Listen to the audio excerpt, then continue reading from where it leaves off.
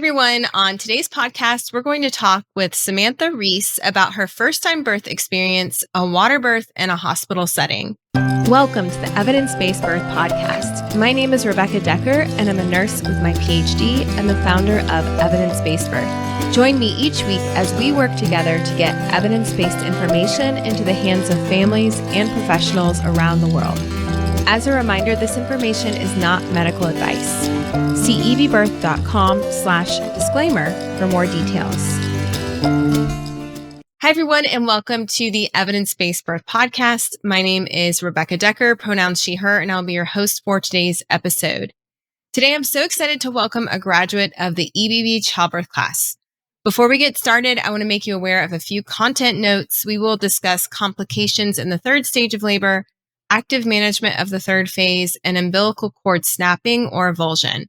If there are any other detailed content or trigger warnings, we'll post them in the description or show notes that go along with this episode.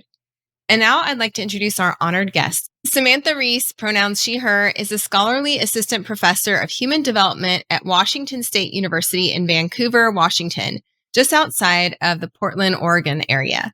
She completed her bachelor's in psychology and master's in infant mental health from Mills College in Oakland, California, when she first began studying childbirth.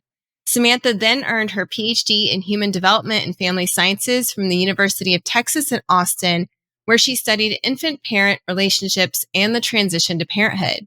Samantha is a passionate scholar and educator. After years of studying these topics academically, she finally was able to live her own research, and she gave birth to her first child, Cody Oliver, in July of 2022.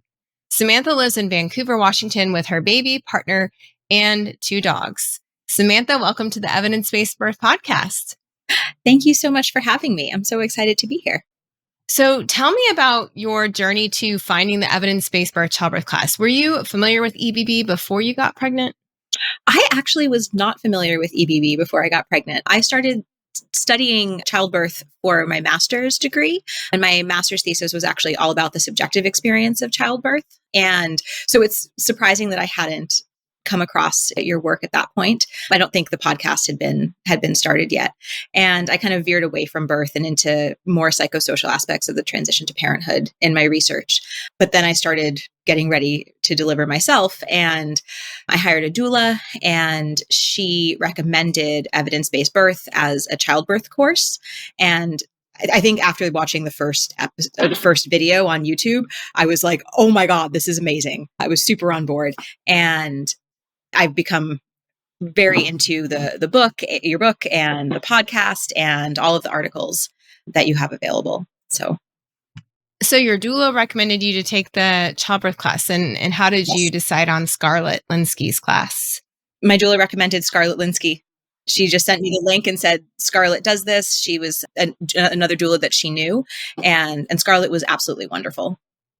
Yeah, and Scarlett was recently featured in December in the EBB podcast this past December. So I encourage everyone to check out her interview about surrogacy.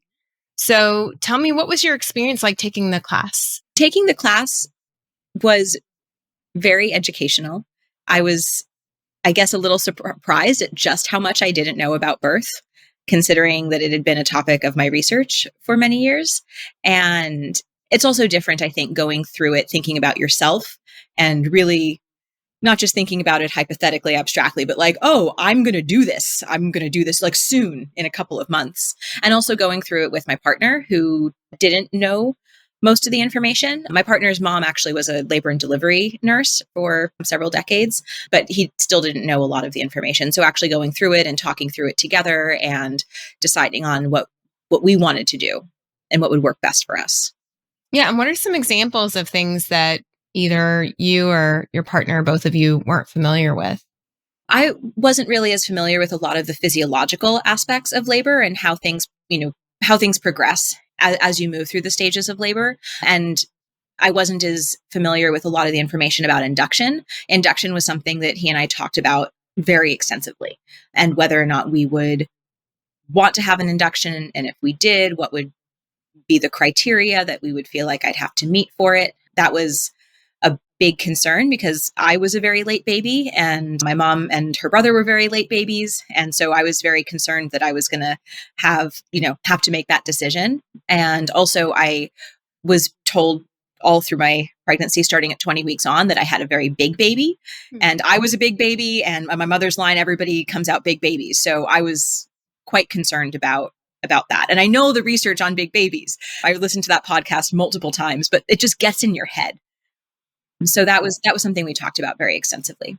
Yeah. So those are like stories told in your family, about big babies, about going past your due date and having very late term pregnancies. So knowing all that information, take us towards the end of your pregnancy after you've taken the childbirth class, what kind of birth were you planning?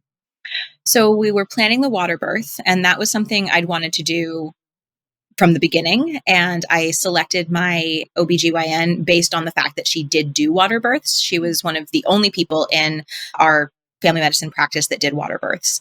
And she was actually a midwife before she went to school to become an OBGYN. So she had a lot of experience with water birth. That was part of that decision. Okay. So you kind of had a magical combination of someone who has midwife and physician training. Was this a family medicine doctor or an obstetrician gynecologist doctor? She's an obstetrician, and she works out of the family medicine clinic that I was already going to. And she apparently was also best friends with my doctor. So it all worked out really well. Okay. So it sounds like there's a lot of collaboration there between the different kinds of providers. Absolutely. I was very lucky in that sense. And you were planning a water birth then in the hospital with this physician? Yes. This hospital they call it the Family Birthing Center, but it's the hospital. And they have a whole water birth program. And so they have you go through a water birth education course, which really just kind of takes you through the logistics of what happens when you get to the hospital for requesting the water birth, what are the requirements for when you can be in the water, when you can't, and things like that. Okay. So they actually have a whole special class for They do. They do. Who are choosing that. Okay. And are the staff there then trained in supporting water birth? Yes. And they had also said that there are some staff that are more excited and into it than others. And so depending on who's there when you get there, if they see that, oh, that's a water birth, usually people who are into water birth will try to get on your case. I don't know how that works from the nursing perspective, but that was what they had said.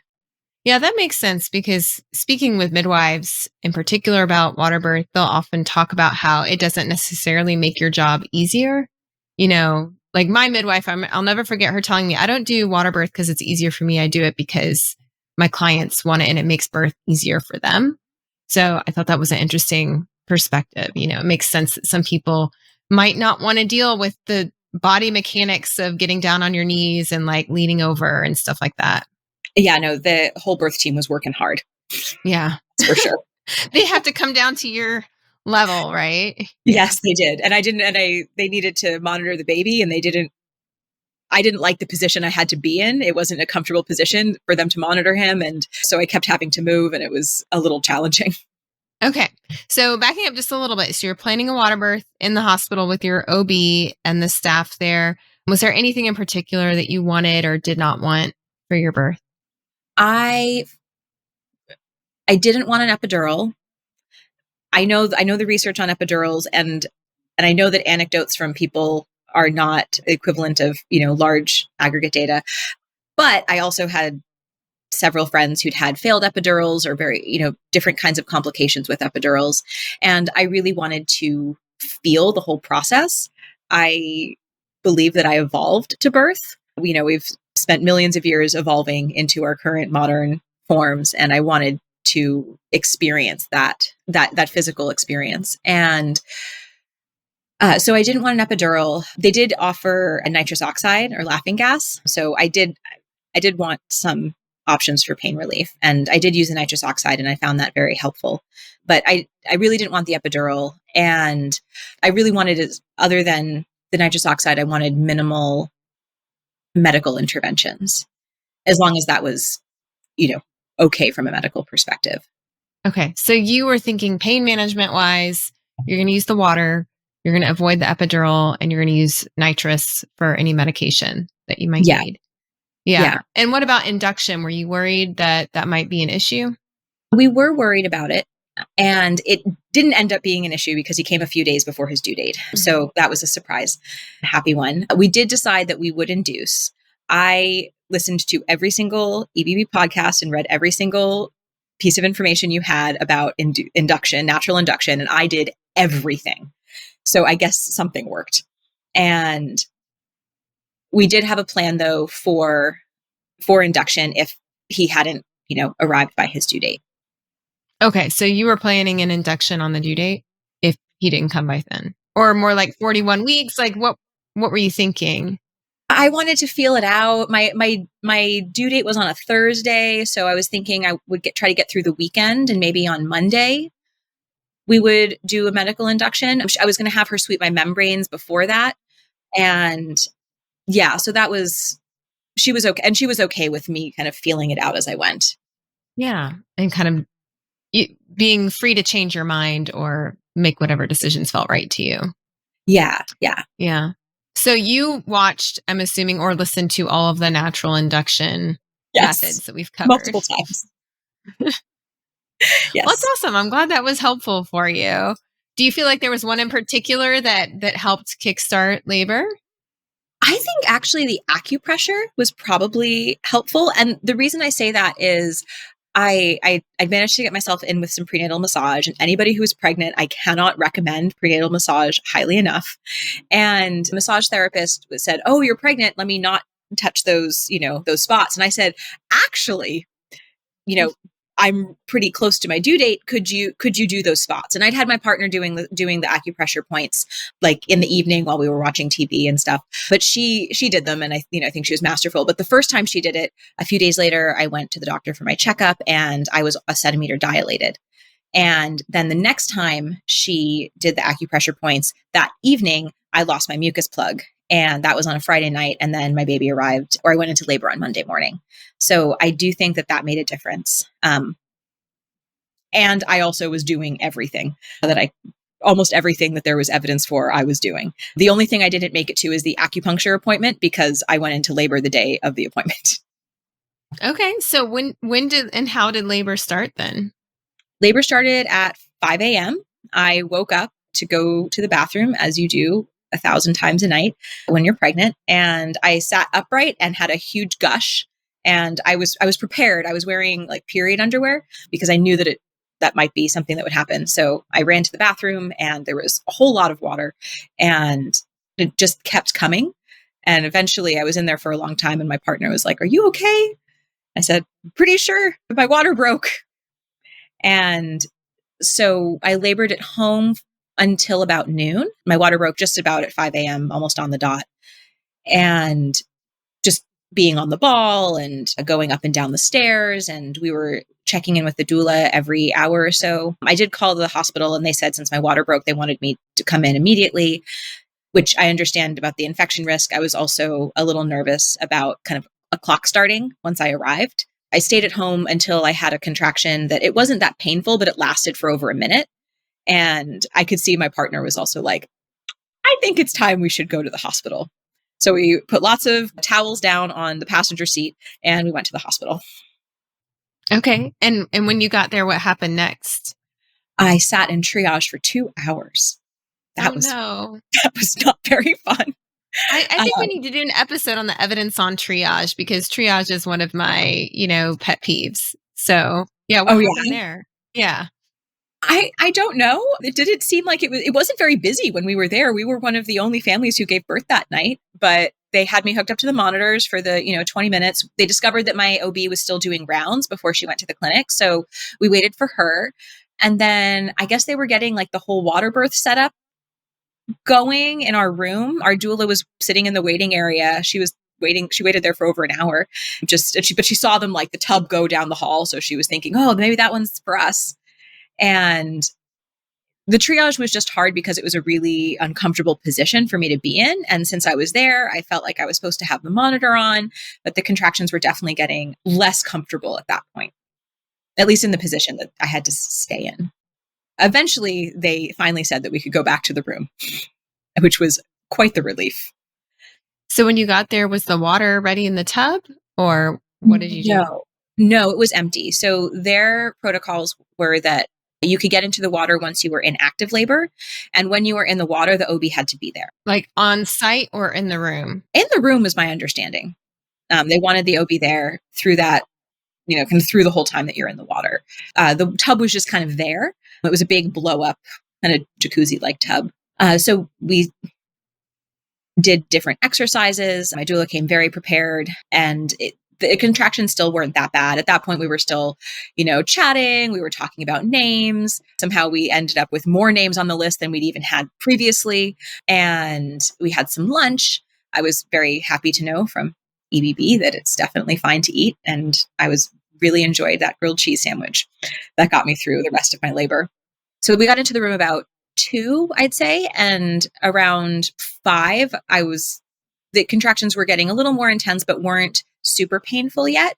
And I was getting kind of tired. And I remember my doula looked at me. She's like, okay, I've got some more exercises for you to do. And I was just like, can I take a nap? She said, okay, you can do that. So she went to go get some food. And she said, you can take a nap, but do it with your leg up on the peanut ball. And I said, okay. And I still don't really understand what happens physiologically with that peanut ball, but that is when labor really got going. I did not get a nap because once I was lying with the peanut ball, contractions got much more intense. And I remember my partner at that point was rubbing my back and was trying to help me through them. And I was thinking, oh, maybe that was one and it'll calm down and I can take like just a little shut eye. And that was not the case. So then by the time the doula came back, she said, how's it going? And I said, I think it's time for the nitrous. She was like, oh, well, that shows me that you're definitely progressing. Right. If you're laying down and things are picking up, that's a good sign. Yes. We called the nurse. She brought the nitrous oxide machine. It took me a few tries to figure out how to inhale properly. And then once I did, it was definitely very helpful. And actually, it was funny because I hadn't been drinking or anything through pregnancy. So I was like, woo, that was a feeling. And then somebody had texted me. So I picked up my phone to text them back. They were like, oh no, she's high texting. I was like, no, I just have to tell them the baby's coming. Like my cousin or something. Yeah, like, watch out. Don't say anything you might regret later. Right. So then I think they took my phone away from me. And so at that point, things definitely were continuing to progress. And I was taking the peeing every 30 minutes very seriously. But every time I would get to the bathroom, I'd have a contraction. I'd sit down on the toilet, I'd have a contraction. I'd stand up, I'd have a contraction. So I guess that was a productive event every time it happened. And my doctor came back around 6 p.m. And she had come back prepared to have a conversation with me about doing things to maybe move it all along, because she knew I didn't want to have augmentation. I didn't want Pitocin. And so she was prepared to have that conversation with me. And I was really having intense contractions at that point. It was a loud situation. And it was a lot of that low, deep vocalizing that I remembered that especially with Scarlett in our EBB class, of us having to like practice what noises we were going to make. But she would do it too. So, you felt like we could all just kind of be silly together. Yeah. It's great when people actually participate, because sometimes when you're in that part of the class, nobody wants to make a noise. And I'm like, come on, you can do it. Yeah. I think being on Zoom helped. Yeah. And so she then checked me, and I was, I guess, 6 or 7 centimeters. I was much further along. And she's like, oh, well, I guess I don't have to have that conversation with you. You're moving right along. So she left to just go home and do a couple of things. I think she had to let her dogs out, and then she came back, and the amount of time that took, was the amount of time it took them to get the tub filled up and the tub ready. Mm-hmm. So she came back, and that was just about time for me to get into the tub. Did they have to check you before you got into the tub, or could they just tell from your behaviors that you were in active labor? I think they could probably tell from my behaviors, but they did check me, and I was okay with that. I felt like I wanted to know, because when I arrived at triage, they did check me, and I was not as far along as I thought. I was only at 2 centimeters, and I was very disappointed by that, because it made me anxious, thinking, oh, maybe I'm going to need some sort of augmentation or something like that. So I did want to know how far along I was at that point. And my doctor and I had talked previously about checks and kind of what the protocol is and when I would be comfortable and not. So and she didn't anticipate really needing to check me again after that. I think she did once when I wanted to start pushing. She did want to check me just one more time to make sure that it was okay to start pushing. At which point I informed her that I was pushing. That was happening. You can't stop this. No, you can't stop that train once it's going. So how did it feel getting into the tub? Oh, the water felt so good.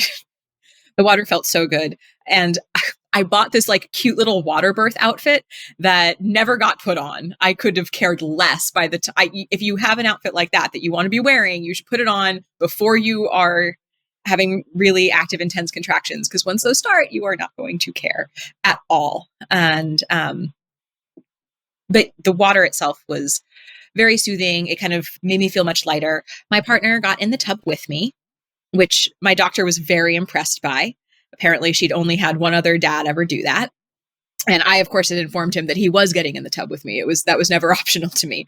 I wanted him to catch the baby too, but he was scared about a slippery newborn. And I think that was a little much. But he did get in the tub with me. And so I spent a lot of the time with my arms around his neck, just kind of hanging in a squatting position and screaming into his ear or into the nitrous oxide mask. And it actually helped me be able to be in a squatting position, which really surprised me because I hate squats with burning fiery passion. I hate them so much. And I spent almost the whole time I was in the tub squatting. Like that was the position that my body wanted to be in. I think that was just the position where, I felt the most open. Yeah. And I would think that being in the water, you're more buoyant, Yes. So maybe a squat isn't as uncomfortable as it is on land. Yes, I think that is definitely part of it. So what happened next? So I was in the water. I think I kind of really lost track of time. My eyes were closed for most of that time. Like occasionally I'd open them just to kind of see something or get oriented. But then I was just kind of back in the zone of what was happening with my body. And they were, people were, putting a cool washcloths on my forehead. And I remember too, I had a saline lock, which was also a whole conversation. I didn't really want one. My doctor had said she wouldn't force me to have one, but she felt a lot more comfortable if I did have one. So after much discussion, I did decide to get one. And there was this like plastic thing that they put over it, and it didn't seal fully. So water kept getting under it. Like saran wrap would have worked a lot better. And so that kept bothering me. So eventually I just kept taking it off, and they were trying to put it back on. And I remember someone saying like, I don't think she cares at all. And I did not care at all. And I just kind of remember going back and forth between, I'd kind of reach a hand out. And if my partner said when I reached my hand out, if I had the nitrous oxide mask on already, he knew I wanted a hand to squeeze. If I didn't have the mask, he knew that that's what I wanted. So I was really lucky of having, I really felt like I had the golden ticket that you talk about. Like my partner, we were on the same page. He was really on board with what I needed. He's really good at reading my body language, and my doula was fantastic. The doctor was great. The nurse who was attending was so wonderful. We had music playing. We just had the Beatles going. And so people were singing along to it. And my doctor kept saying like, oh, this is my favorite song. And then the next one would come on and she'd say, oh, this is my favorite Beatles song. And so that was just a really nice kind of environment. And then I felt the need to start pushing. And I remember kind of hearing a conversation where my doula was saying, yeah, she's sounding a lot more grunty. And say, oh yeah, I think she might be getting ready to push. And I guess I was at 9.5 centimeters at that point because they did a check and wanted me to try to hold off pushing. And that was the most powerful sensation I've ever had. I don't know that there was really holding off on the pushing, but I did. So I started pushing, and I knew that pushing could last a long time. And everybody kept saying, oh, just one more push, just one more, just like that, which made me think that like, oh, maybe the baby's really close, but they were just lying to me. It wasn't just one more push. And so I was very frustrated by that. And so eventually I heard their voices getting more and more excited. And so then I was like, oh, okay, maybe actually there. And there was just a lot of back and forth if they wanted to check the baby's heart rate every like 15 minutes. So I'd have to get out of the squatting position and move into a position that was better for them to check the baby. My body was just doing what it was doing, and it was not interested in the position that they wanted me in to check the baby. I know that then there was a mirror they were putting into the water, I guess, try to see the baby's head. And eventually the doctor did say, you can reach down and you should be able to touch his head. He's not quite there yet. I remember just saying, can you just pull him out? Is he close enough yet? And eventually he was close enough, and I finally pushed him out, and it was right at the end of the song, All You Need Is Love. Aww. Which was, I don't know, the universe worked out really well for that right there, for that. And he came out with his hand up next to his head. So I didn't just have to push a head out. I had to push, the head plus his hand and arm out all at the same time. And I remember I reached down and I pulled him up, and that was when the complications started, where my partner said it went from beautiful to Jaws in about 3 seconds. Because when I pulled him up and then the cord snapped. And although I do remember just when he came out, it was the most intense sense of relief wow. Like I knew that it would be like that, but my goodness. I will 3 seconds of like, wow, this is amazing. Slippery little thing. Yeah. Maybe it was 5 seconds. I don't know. But then suddenly I was very disoriented. I was very out of it. But somebody was taking the baby and they were saying, we have to get her out. And I apparently tried to get out of the tub, not where the step stool was, but at a different point. So I remember the doctor saying, somebody help me with the mother. So people were kind of supporting me to get me out and onto the bed and feet up in stirrups. And I remember my partner was then right next to me, and he was saying, like, do you hear him? Do you hear him crying? He's crying. He's so perfect. And I was just kind of like, what is going on? I don't really know. But they got him cleaned up pretty quickly. Then I heard somebody, say, oh, Dad, would you like to cut the cord? And I guess it really ended up being like a little trim on the cord, because then Jeff left to do that. And my doula was right there on the other side of me. And then they brought the baby and they put him right on my chest, and Jeff was right there next to me. And once they put the baby on my chest, I was like, oh, his name is Cody. And I don't think there's anything my partner and I have ever discussed more than the name of the baby. The list only got longer. We wanted a short list. It just got longer, but they put him on my chest and I knew his name immediately. And so it was kind of like up here, we were having this like beautiful bonding family moment. And then like down there was like this whole other situation happening that I didn't really know was going on or really understand what was going on until afterwards. Mm-hmm. So what was going on? Like, what were the care providers working on? So they were working to get the placenta out ASAP. Mm-hmm. I guess she kind of pulled it out, which was an interesting sensation, but they needed to get the placenta out ASAP because I guess it was just the cord had snapped when I pulled him up. That had snapped the cord, mm-hmm. And also I think because his hand was up, and I think the cord was maybe tangled up with his arm somehow. So between those things, the cord snapped, and so I was just bleeding out, and I lost a fair amount of blood. So it actually was really, really, really good that I had the saline lock-in, because my doctor's big fear was that if I suddenly would need blood, they wouldn't be able to get it in if if I was losing blood and my veins had collapsed or something. So that ended up being a really good thing to have. So did they give you fluids or anything in that moment or not? They gave me, it's a little bit of a blur. They gave me Pitocin, and I remember your whole podcast about the use of Pitocin for management of postpartum bleeding. And so they gave me Pitocin. I think they may have given me something else too, to help with the bleeding. And I think once the placenta was out, then most of the bleeding stopped. I did have a 2nd-degree tear. My doctor was concerned it was a 3rd-degree tear. So she had somebody else come in and consult, which was really scary. The idea that I might've torn all the way up to my cervix, but I didn't. It was just a 2nd-degree tear, just a 2nd-degree tear.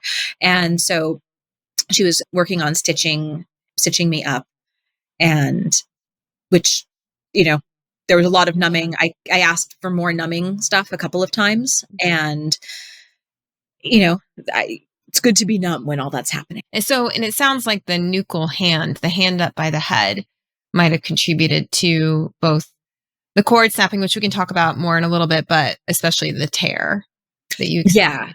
Yeah, I think so. Because it's just, there's more to push out than just the head. Yeah, And he did not have a exactly. small head. So So how did your recovery go, like in the next couple of hours after that experience? the recovery was okay. There was a lot of coming in and pressing on my abdomen, and so that more and more blood would come out, and they did that. I think they did that a lot. I think that it might have been more than for somebody who didn't have such a tear, had lost so much blood. And I remember they did get me up to go pee, and somehow in the amount of time that took, they cleaned up everything in the room, which apparently, like, there was blood all over the floor. Like, it was apparently really looked like a horror scene, according to my partner, my doula. But they got the bed changed, they got everything done so that I was able to come back and not see a horror scene. And I don't know. And there was a lot of numbing stuff that was involved. So those first few hours weren't too bad. Those ice diaper things, those are magical. Those are amazing. And I was really just kind of high on the baby. It was just, he was so magical and perfect. And I just couldn't stop staring at him and holding him and looking at him. And I was just so happy he was there. And he was doing okay despite he was doing good. Yeah, it did make me sad because, one of the things we'd also talked about was the delayed cord clamping and making sure that he was able to get all of his blood from the placenta, and he got none of the blood from his placenta. Yeah, he got immediate, yes, for sure.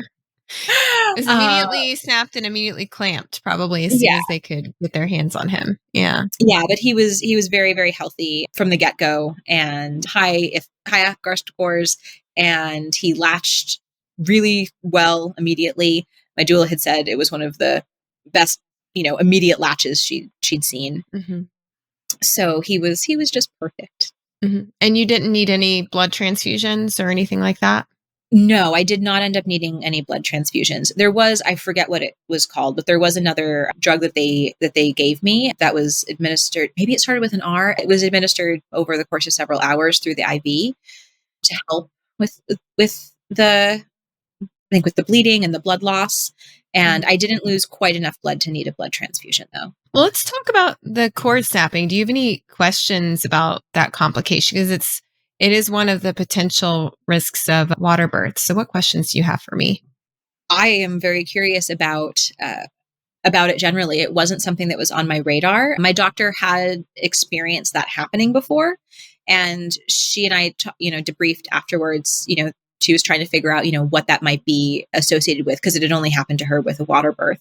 So I'm very curious what you might know about it, because, like I said, it wasn't on my radar at all. So the first time I wrote the research about water birth, there were only like 2 studies at the time on this topic. And so what we're talking about is umbilical cord when it tears. It's also called a snap, a rupture, or avulsion. So sometimes hear it called cord snapping or cord avulsion, but basically the cord rips apart. And in 2014, there was a study where they had reviewed all of the published cases that had ever happened. And they estimated that it occurs about 3 out of every 1,000 water births. And this was in 2014. And out of all of those cases that had ever been published about 23% of them led to a NICU admission and 13% led to the need for a newborn blood transfusion, but there were 0 cases of long-term harmful effects. And then since then, there have been 2 new studies. So the first one was published in 2020 by a researcher named Sidebottom et al. And this was looking at all the electronic health records from 8 hospitals that were doing water birth. And they compared water immersion in the first stage of labor, water immersion in the second stage, and they also documented whether or not the delivery occurred in the water. And then they had comparison groups as well. And out of all of the people who were in the water during the second stage of labor, there were about 384 people. 3 of them experienced a cord avulsion, which was a 0.8%. And the 3 infants who it happened to did not have any bad outcomes. They didn't have to be admitted to the NICU. They didn't have excessive blood loss. And all 3 cases occurred in the first year of this 5-year study where they were studying water birth. And so after those 3 cases, the staff were educated in ways to prevent cord snapping. And then there were 0 cases over the next 4 years. The next study is probably the most important study that's ever been published on water birth, and that is Bovbjerg et al., published in 2022. This was a study of 17,530 water births with a matched cohort of what we call land births, so giving birth outside of the water. And this is the largest observational study or study ever on water births. So they examined all these low-risk water births, and then they matched them with people who were extremely similar, who gave birth on land. And they looked at so many different health outcomes, and they only found 2 negative health outcomes associated with water birth. Everything else was either neutral or favored water birth. So the 2 negative outcomes were an increased odds of having a uterine infection, which was very rare, and the increased odds of an umbilical cord snap. So it happened in 0.57% of water births and 0.37% of land births. So it was statistically significantly higher in the water birth group, but it does happen in land births as well. But it is slightly more likely to happen in a water birth. So when you're looking at like how to prevent this, because I talked about how in that one research study, they were like, well, we educated everyone, and so we were able to prevent it. The first study that I mentioned from 2014 was by Schaefer et al. They actually, in addition to like summarizing all the research, they also basically suggested guidelines for how to prevent it and how to manage it. And so I'm going to read a direct quote from their study. So Schaefer wrote, quote, "There may be a strong instinct to bring the newborn above the surface of the water immediately after birth.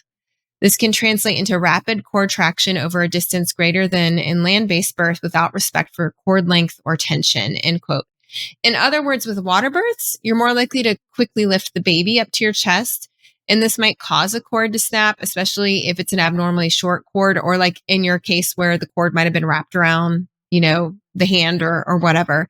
So the other thing that Schaefer says is that the signs of a cord snapping or cord avulsion in a water birth, which you witness some of these, include a dramatic change in the color of water to a deep red color very quickly, a snapping sound, a sudden release of cord tension, visualizing the cord snapping, or signs of the newborn going into shock.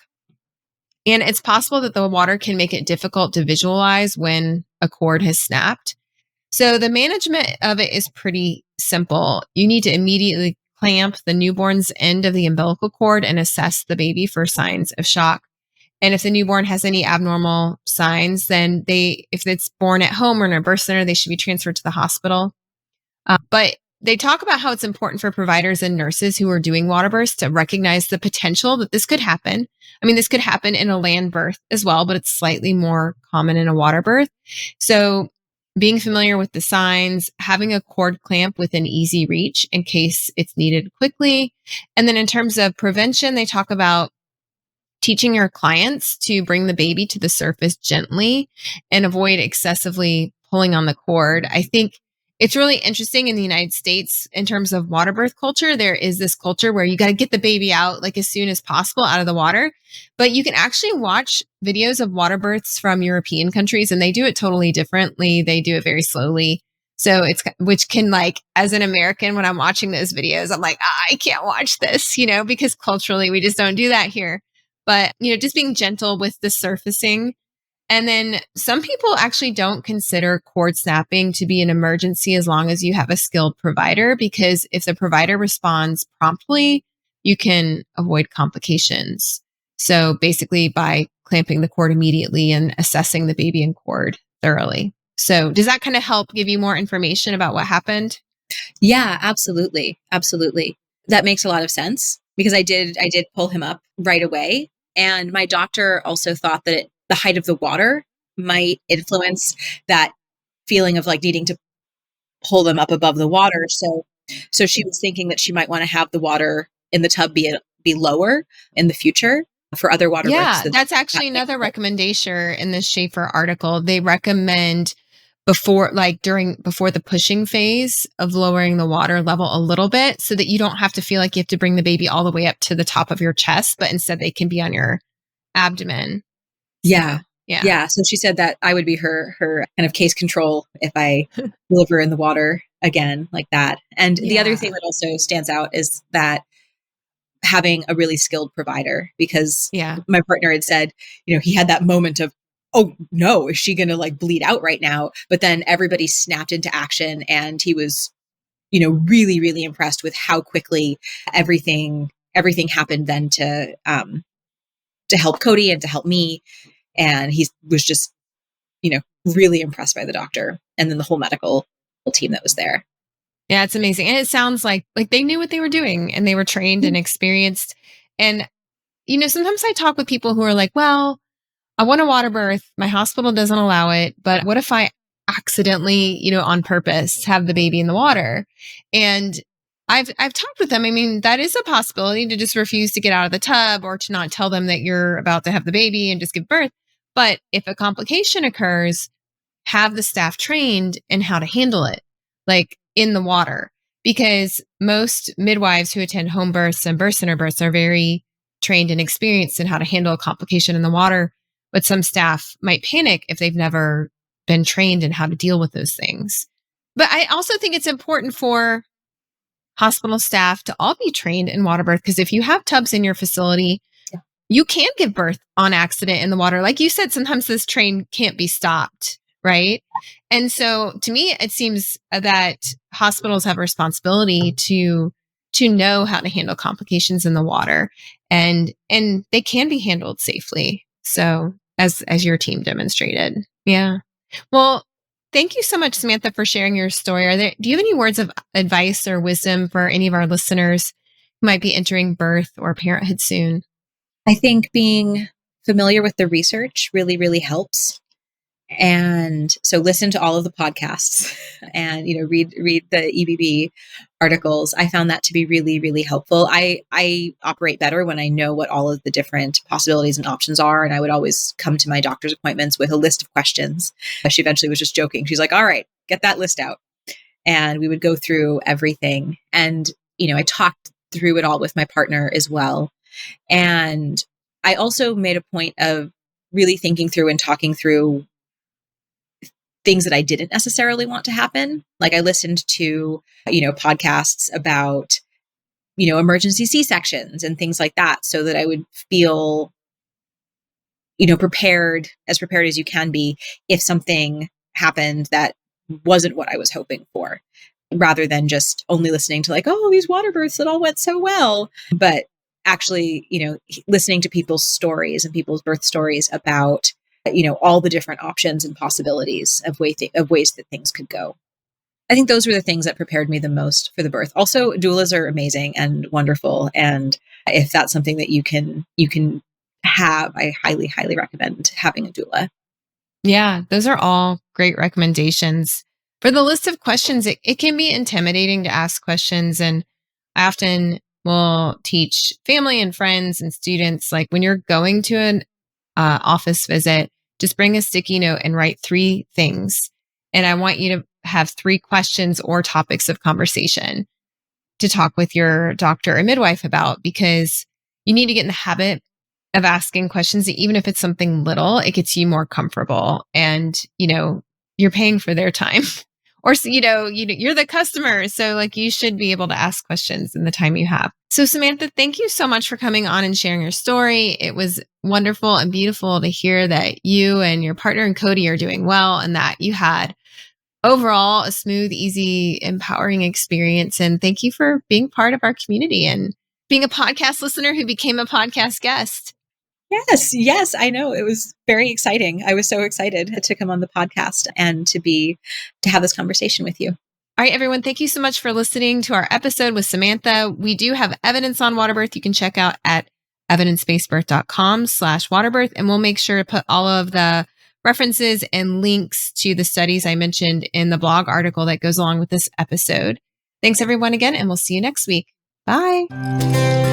Today's podcast was brought to you by the Evidence-Based Birth Professional Membership. The free articles and podcasts we provide to the public are supported by our professional membership program at Evidence-Based Birth. Our members are professionals in the childbirth field who are committed to being change agents in their community. Professional members at EBB get access to continuing education courses with up to 23 contact hours, live monthly training sessions, an exclusive library of printer-friendly PDFs to share with your clients, and a supportive community for asking questions and sharing challenges, struggles, and success stories. We offer monthly and annual plans, as well as scholarships for students and for people of color. To learn more, visit ebbirth.com/membership.